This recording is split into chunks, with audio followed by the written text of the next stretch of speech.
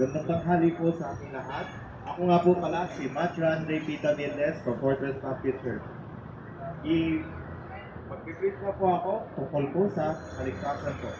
Ngayon po, at ang ating pong pag-uusapan ay si Kristo ang tanging daan patungo sa langit ayon sa Biblia.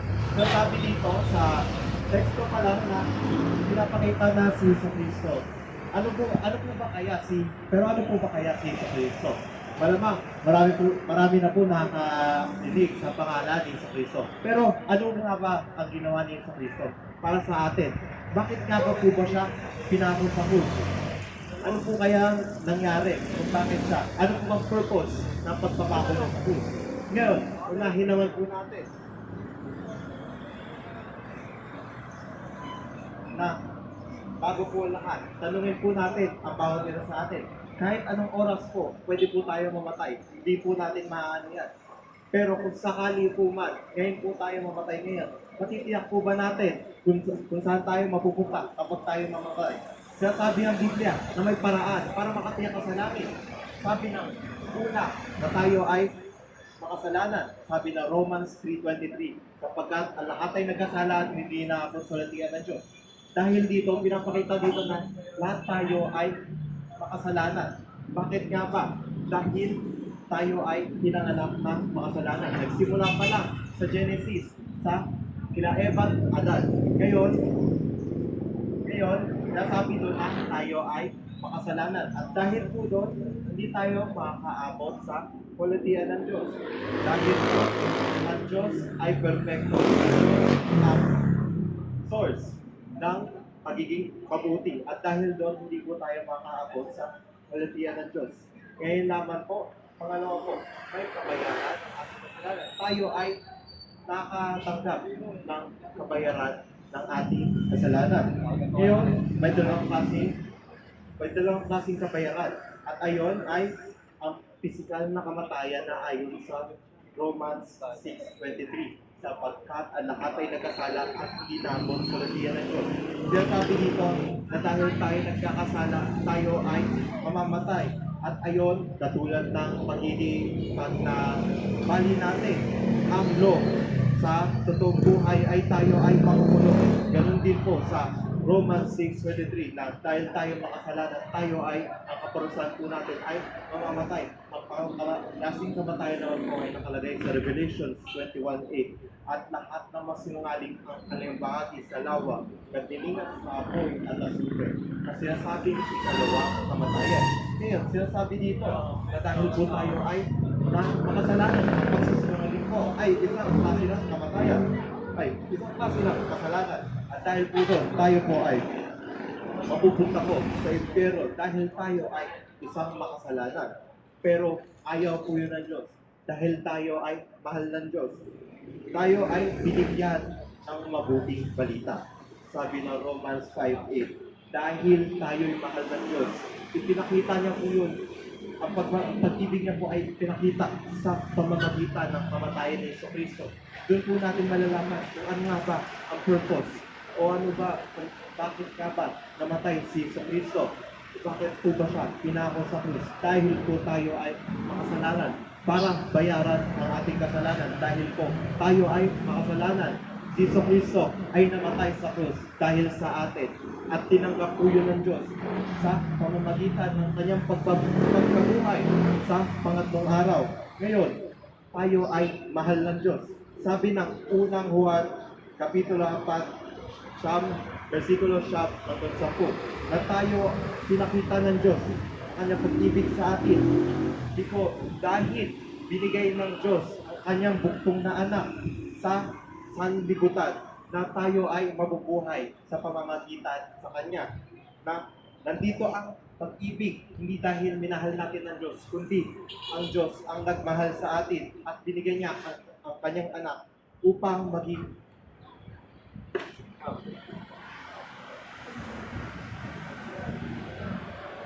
binigay niya ang kanyang anak upang maging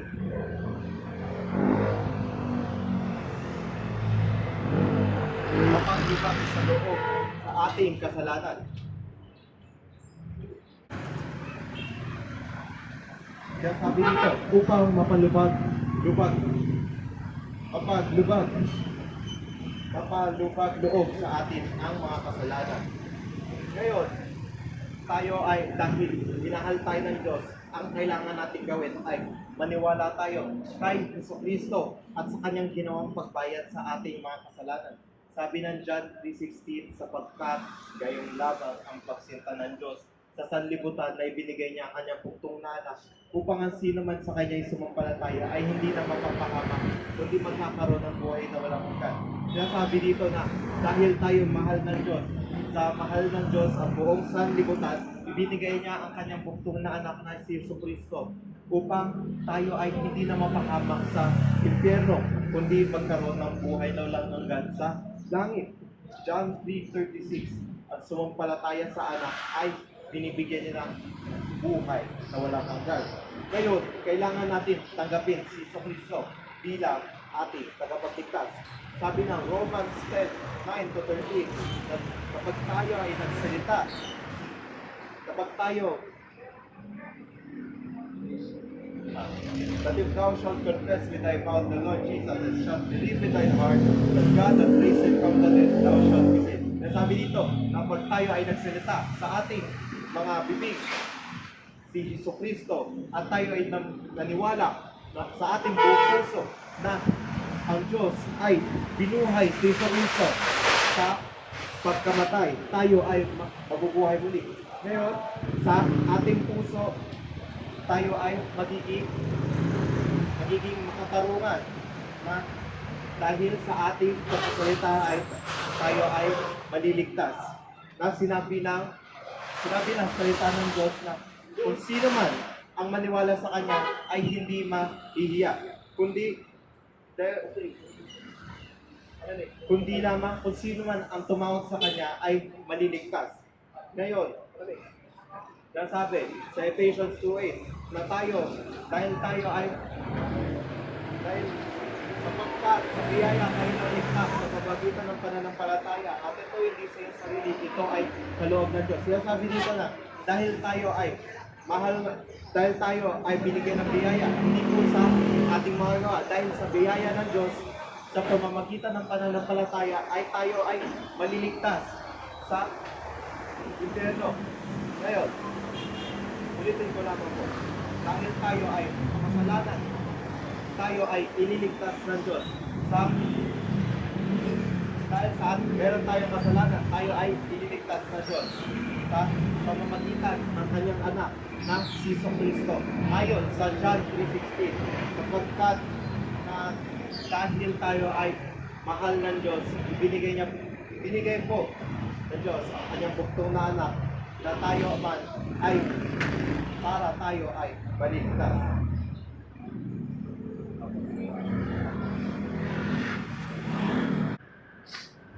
Ngayon, kahit anong oras ay pwede tayong mamatay. At dahil doon, gusto tayo maligtas sa pamamagitan ng Diyos, sa pamamagitan sa Kanya. Ngayon, ulitin ko na tayo ay isang makasalanan, sabi ng Biblia, sabi ng Romans 3:23, na dahil tayo ay makasalanan. So yung sabi dito, sapagkat ang lahat ay nagkasala, hindi tayo nakaabot sa palitian ng Diyos. So dahil lahat tayo, ako, sila lahat na nakikita niyo dito ay makasalanan, tayo po ay mapupunta. Hindi po tayo makakabot sa palitian ng Diyos dahil tayo makasalanan. Pero meron din dito na kabayaran ng ating kasalanan. So dahil tayo ay makasalanan ay makakamit natin ang kamatayan. Sabi na Romans 6:23, dahil sa kabayaran ng kasalanan ay kamatayan. At dahil doon tayo ay mamamatay. Dahil tayo ay makasalanan ay tayo ay mamamatay. At pangalawa, may spiritual na kamatayan na sinasabi ang Biblia. Na dahil tayo ay, sabi ng Revelation 21:8, at lahat ng mga sinungaling ang kanyang bahagi sa lawang nagniningas na apoy, supre na siyang kalamatayan. Kaya sabi dito, na tayo ay, dahil tayo ay makasalanan, tayo ay magtutubo sa impyerno. At dahil doon, alam natin na kung ano naman ang impyerno. Ang impyerno ay may nagniningas na apoy supre, may uod na hindi namamatay at may apoy na hindi nauupas. Walang may gusto na pumunta sa impyerno at ayaw din ng Diyos na makapunta tayo sa impyerno. Bakit? Dahil tayo ay mahal ng Diyos. Sabi ng pangatlo na tayo ay binigyan ng magandang balita. Sabi ng Romans 5:8, dahil tayo ay mahal ng Diyos. Pinakita niya yon sa pamamagitan ng pagkamatay ni Jesucristo. Dahil tayo ay makasalanan, ipinako si Jesucristo. Dahil tayo ay makasalanan, siya ay namatay dahil tayo ay makasalanan. Pero hindi naman po na ipinako si Jesucristo. Sa pangatlong araw ay binuhay po siya muli. Lumubos ang dugo ni Jesucristo para sa ating mga makasalanan at tinanggap yun ng Diyos sa pamamagitan ng kanyang pagkabuhay muli sa pangatlong araw. Ngayon, ang kailangan natin gawin ay maniwala tayo at sa kanyang ginawang pagbayad sa ating ginawang kasalanan. Sa ginawang pagbayad sa ating mga kasalanan. Sabi ng John 3:16, sapagkat kay lamang pagsinta ng Diyos sa sanlibutan na ibinigay niya ang kanyang bugtunanan upang ang sino man sa kanya sumampalataya ay hindi na mapapahamak o hindi magkakaroon ng buhay na walang. Kaya sabi dito na dahil tayo mahal ng Diyos, binigay niya ang kanyang bugtunanan ng Jesus na si Jesucristo na kung sino man sa kanya sumampalataya ay hindi na mapapahamak pa, hindi magkakaroon ng buhay na walang hanggan. At dahil doon, nasabi dito, na dahil tayo mahal ng Diyos, tayo ay hindi na tayo mapapahamak sa impyerno, kundi magkakaroon tayo ng buhay na walang hanggan at panghabang buhay na kasama ang Diyos sa langit, panglima. Ngayon, sinasabi dito na kung tayo ay magko-confess sa ating mga buhanga at tayo ay maniniwala sa ating puso na ang Diyos ay binuhay si Jesucristo sa pagkamatay, tayo ay maniligtas na kung sino man sa tatawag sa Kanya, hindi naman tatawag sa pangalan ng Panginoon ay maliligtas dahil tayo ay nanampalataya sa Kanya. Ngayon, sa pamamagitan ng pananampalataya, tayo po ay tanggapin natin si Jesucristo sa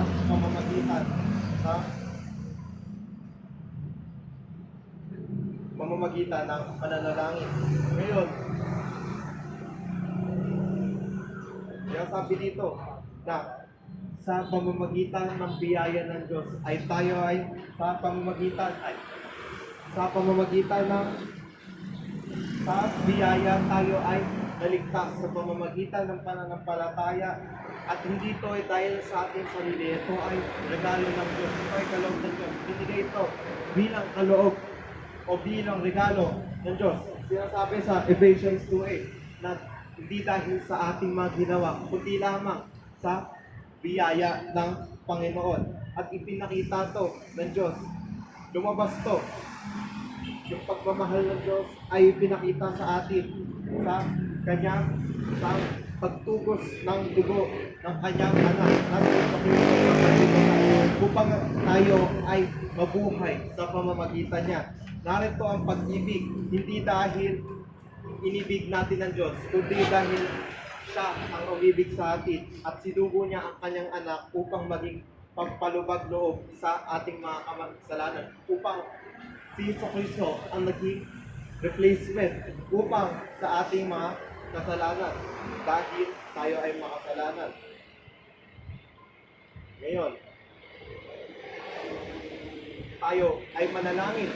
Hindi po sumabay kayo sa akin kung nahihiya kayo para tanggapin ang ating si Jesucristo upang ikaw ay makatiyak sa langit.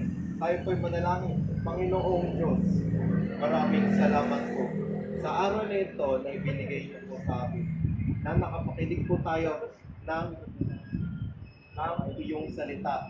Patawarin niyo po kami sa aming nagawang kasalanan, sa isip, salita at sa gawa. Patawarin niyo po ako sa aking mga nagawang kasalanan sa isip, salita at sa gawa.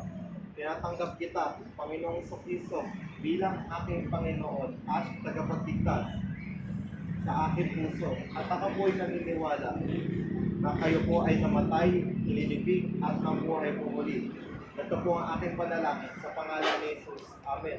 Sabi ng John 1:12 na ang pangako ng Diyos, pinapakita dito ang isa sa mga pangako ng Diyos sa mga tumanggap kay Kristo na sapagkat natapwat ang lahat sa kanyang nagsatanggap ay pinagkalooban niya sila ng karapatang maging anak ng Diyos. Sinasabi dito na dahil tayo ay nagsitanggap dahil tayo nagsitanggap kay Panginoong Kristo, tayo ay nagkaroon ng karapatang maging anak ng Diyos. Dahil tayo anak ng Diyos, tayo ay binagbigyan na tayo niya ng pwesto sa langit dahil tayo ay anak na niya. Naging mamumuno na tayo dahil tayo ay naging anak ng Diyos.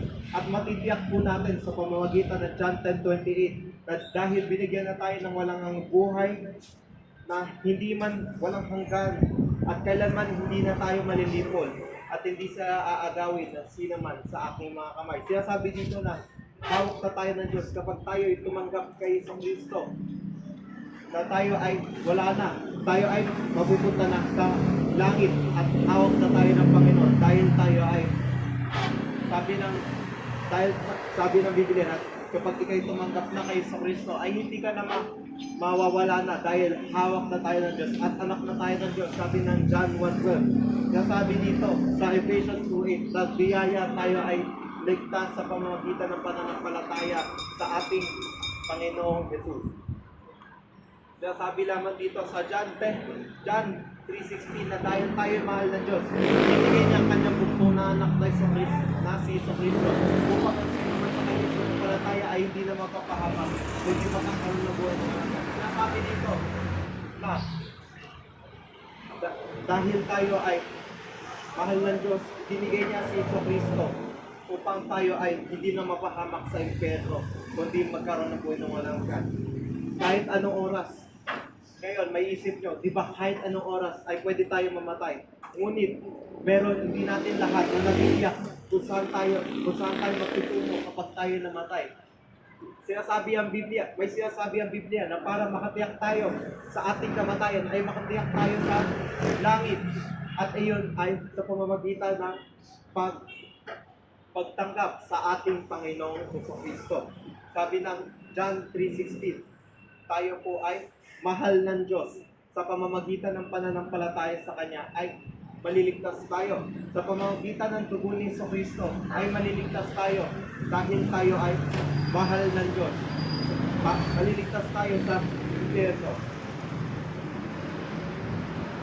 Ngayon, sinasabi sa Romans 3:23 na tayo ay isang makasalanan at dahil doon tayo ay magdudusa dahil tayo ay nakagawa ng kasalanan. Pero dahil mahal tayo ng Diyos, binigyan niya tayo ng magandang balita at kapatawaran. Sabi na Romans 5:8, tatapwat ang pinagtagubilin ng Diyos sa kanyang pag-ibig sa atin na nang tayo makasalanan pa, si Kristo ay namatay dahil sa atin. Sinasabi dito na dahil po tayo ay mahal ng Diyos, ibinigay niya si Kristo upang ang sino man sa kanya sumampalataya ay hindi na mapapahamak, kundi magkakaroon buhay na walang hanggan. Sinasabi dito na sumampalataya ka kay Kristo. Na sabi dito sa John 3:16 na sapagkat dahil lamang ang pagsinta ng Diyos sa sanlibutan na ibinigay niya kanyang bugtong na anak na si Kristo upang ang sino man sa kanya sumampalataya ay hindi na mapapahamak, kundi magkakaroon ng buhay na walang hanggan. Sinasabi dito na dahil tayo ay mahal ng Diyos, tayo ay binigyan niya tayo ng kanyang bugtong na anak na si Kristo, na kapag tayo ay nanampalataya sa Kanya, ay hindi na mapapahamak tayo sa impyerno, kundi magkakaroon ng buhay na walang hanggan. Binigyan niya tayo ng buhay na walang hanggan sa pamamagitan ni Kristo. Yes, sinasabi dito na mahal tayo ng Diyos dahil ipinakita niya to. Sabi ng 1 John 4:9-10 na pinakita niya ang pagmamahal niya sa atin sa pamamagitan ng kanyang anak na tayo ay mabubuhay sa pamamagitan sa kanya na nagpakita na pinakita niya ang pagmamahal niya na nandito ang pagmamahal sa mundo hindi dahil tayo ay nagmahal sa kanya kundi minahal niya tayo. Sabi dito na naging sakripisyo ang Panginoon dahil sa atin.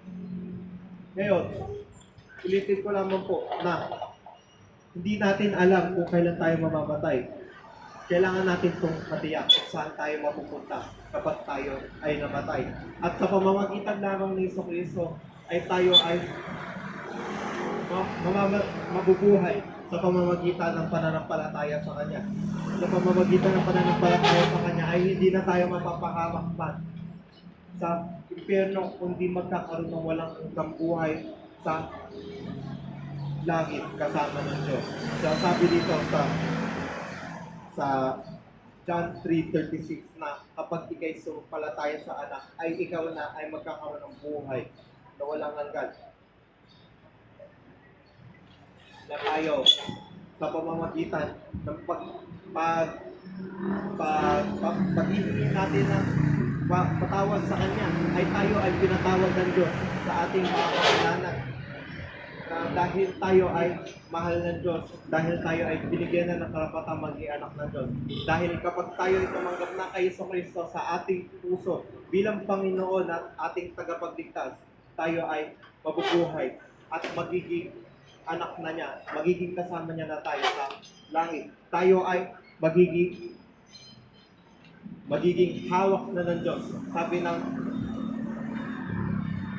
John 10:28 na tayo ay mabibigyan na ng hawak na tayo ng Diyos at wala nang makalipulman at wala nang makakaagaw sa inyo. Dahil dito, sinasabi dito, maniwala ka kay Jesucristo at sa Kanyang ginawang pagbayad sa iyong kasalanan. Dahil hindi natin alam kung kailan tayo mamamatay. Dahil sinasabi nito, hindi natin alam kung kailan natin tayo mamamatay. Pero pwede natin malaman kung saan tayo magtutungo. Sabi ng Biblia, na sinasabi dito na tayo ay pwedeng makatiyak sa langit dahil sa pamamagitan kay Jesucristo at sa Kanyang pananampalataya ayon sa John 3:16.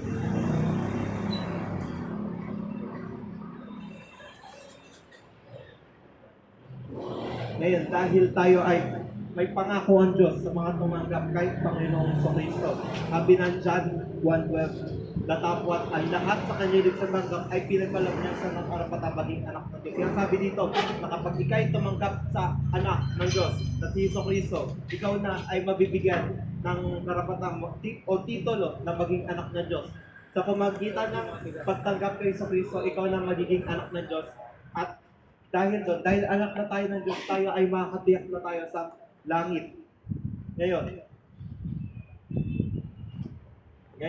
sabi ulitin ko lamang po, na dahil tayo makasalanan sa Romans 3:23, na dahil tayo makasalanan, tayo ay magbabayad ng ating mga kasalanan. Sabi ng Romans 6:23, na dahil tayo ay nagkakasala, ang kabayaran ng kasalanan ay kamatayan.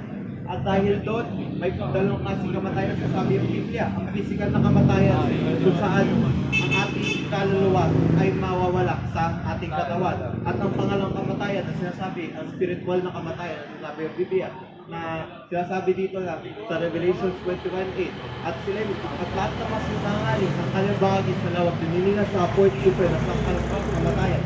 Na sinasabi dito na tayo ay maliligtas. Pero ito ang magandang balita. Sabi ng Romans 5:8, natapwat ang pinagtagubilin ng Diyos ang kanyang pag-ibig sa atin na nang tayo makasalanan pa si Kristo ay namatay dahil sa atin. Kaya sabi dito na dahil tayo ay pinakita ng Diyos ang kanyang pag-ibig sa atin, na dahil tayo ay makasalanan pa si Kristo ay namatay dahil sa atin. Kaya sabi dito sa Romans 5:8 na dahil tayo ay mahal ng Diyos, binigay niya si Jesucristo upang maging bayad sa ating mga kasalanan. At ang kailangan na lang natin gawin ay sumampalataya tayo sa ating sumampalataya tayo kay Jesucristo bilang ating Panginoon at tagapagligtas. Sinasabi dito sa John 3:16 na sapagkat kaya lamang pagsinta ng Diyos sa sanlibutan na ibinigay niya ang kanyang bugtong na anak upang ang sino man sa kanya sumampalataya ay hindi na mapapahamak kundi magkakaroon ng buhay na walang hanggan. Sinasabi dito na mahal tayo ng Diyos at dahil doon ipinakita niya po yan sa pagbibigay niya, pagsasakripisyo niya sa kanyang bugtong na anak na si Kristo na namatay sa krus sa Kalbaryo at dumugod ang dugo niya upang linisin. Ang kailangan na lang natin gawin ay tanggapin siya at manampalataya tayo sa kanya. Ngayon, hindi natin alam kung kailan tayo mamamatay, pero pwede natin matiyak yun kung saan tayo mapupunta kapag tayo namatay. Dahil tayo makasalanan. Sinasabi ng Biblia na tayo ay makasalanan sa Romans 3:23 na meron kapalit yun at meron kabayaran ng ating mga kasalanan. At ayun sabi ng Romans 6:23 na sapagkat ang kabayaran ng kasalanan ay kamatayan. At dahil doon, bibigyan din tayo ng parusa sa spiritual. Sabi ng Revelation 21:8 at sila'y binigyan ko ng walang hanggang buhay at kailanman hindi sila malilipol at hindi sila agawin na sinaman sa aking mga kamay. Sinasabi, merong good news na ibibigay ang Diyos. Sinasabi dito sa Romans 5:8 na dahil tayo mahal ng Diyos, ibibigay niya. Pinakita niyo yun sa pamamagitan ng kanyang bugtong na anak na si Kristo upang ang sino man sa kanya sumampalataya ay hindi na mapapahama.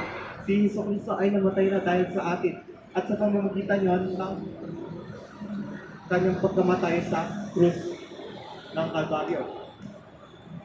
Siya sabi dito na tayo ay kailangan natin tanggapin si Kristo bilang ating Panginoon at tagapagligtas. Siya sabi dito na dahil tayo ay sabi ng John 3:16 sapagkat kailangan pagsintan ng Diyos sa sanlibutan na ibinigay niya kanyang bugtong na anak upang ang sino man sa kanya sumampalataya ay hindi na mapapahamak kundi magkakaroon ng buhay na walang hanggan. Siya sabi dito na dahil minahal tayo ng Diyos, minahal ng Diyos ang buong sanlibutan at binigyan niya ang mundo na kanyang bugtong na anak upang ang sino man sa kanya sumampalataya, ibig sabihin na tayo ay manampalataya niya ay hindi na tayo mapapahamak sa lugar ng impyerno kundi magkakaroon ng buhay na walang hanggan nakasama ang Diyos sa langit. At dahil doon, kailangan natin tanggapin si Kristo sa pamamagitan ng panalangin, pero hindi ang panalangin ang magliligtas sa inyo, kundi lamang ang pananampalataya nyo sa Panginoon. Sabi na Romans 10:13, ang sino man tatawag sa pangalan ng Panginoon ay maliligtas. Ngayon, sinasabi dito na kapag ikay tumanggap kay Kristo, meron pangako na ibibigay ang Diyos sa'yo. Sabi ng John 1:12, datapwat ang lahat sa kanya tumanggap ay pinagkalabayan siya ng karapatang maging anak ng Diyos. Sinasabi dito na dahil tumanggap na tayo kay Panginoon sa Kristo, ay binigyan na tayo ng karapatang maging anak ng Diyos at magiging kasama na tayo sa kanyang kaharian na nasa langit. Ngayon, sinasabi sa John 10:28, at sila binigyan ko ng walang hanggang buhay at kailanman hindi sila malilipol at hindi sila agawin ang sino man sa aking mga kamay. Sinasabi dito na hawak na tayo ng Diyos at wala nang makakapigil doon. Dahil tumanggap na tayo kay Kristo. Kapag ikay tumanggap kay Kristo, ay magiging hawak ka na ng Diyos. Hindi lamang anak ng Diyos at hawak tayo ng Panginoon. Dahil tayo ay tumanggap na sa Kanya. Hindi lamang tayo anak ng Diyos at hawak na. At doon natin matitiyak na tayo ay mapupunta sa langit. Dahil wala na, ni sino man, kahit ang diablo, kahit ang tao ay walang makakagawa sa paghahawak ng Panginoon. Dahil nasa kamay na tayo ng Panginoon at wala nang makakapigil doon. At sa panghuli, tayo ay, sabi ng Ephesians 2:8, na sa biyaya lamang, sa pamamagitan ng pananampalataya natin ay tayo ay naligtas na hindi dahil sa ating hindi dahil sa ating magagawa, kundi lamang ito ay regalo ng Diyos. Binigay ng Diyos ang biyaya sa atin bilang regalo at hindi lamang yon dahil sa atin. At ayun lamang po tatapos sa ating